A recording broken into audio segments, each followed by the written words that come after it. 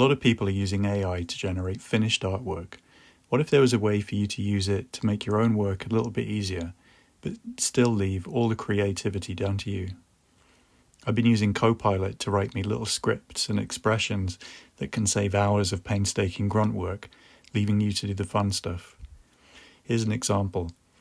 I had 24 comps that I wanted to space evenly around a circle, so I started by making two, top and bottom, attached to a null, duplicated and rotated again and again, until I had them all spaced out on the hour and half-hour points of a clock.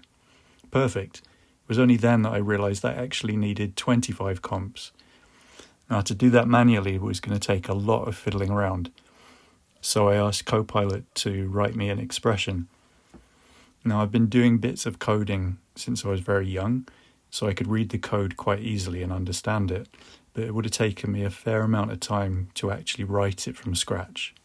By attaching numLayers and radius to sliders on a control layer, we can have complete flexibility.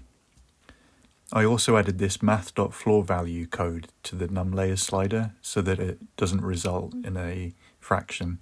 I plugged it in and it worked first time. Sometimes Copilot makes mistakes and the code doesn't work, so you need to go back and be specific about what isn't working, and it'll update the code for you. I've also been using Copilot to help me write plugins. This one, called Import and Layout, lets me take data from a spreadsheet and time out duplicated comps based on the timing in the sheet. Here I've got data on rocket launches in 2024 from Gunter's space page. I used Copilot first to write me a formula that reads the launch date in column B, compares it to a start date at the top of column C, and the result is the number of days since the 1st of January. My idea is that once inside After Effects, I'll use this number to set the comp to start at the corresponding frame number. Since there are 365 days in a year, each year of animation will run for 365 frames, or roughly 14 seconds. So I save this file as a CSV, and then in After Effects I have a default scene set up with a comp called default, which contains the rocket launch animation icon. The first thing it asks is for the CSV file. I'm going to use this Orbital Launches 2024. Next, I built in some flexibility on the timings, so each day isn't automatically one frame. I'm going to input 120 seconds so that it spaces the layers out across 2 minutes.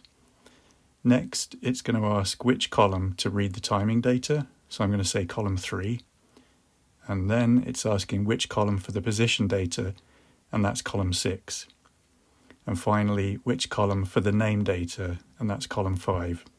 My script duplicates the default launch animation, reads the launch site from the CSV file, and matches the first 2 letters with the corresponding null. Then it sets the position of the duplicated comp to match it. As you can see, it's pretty fast.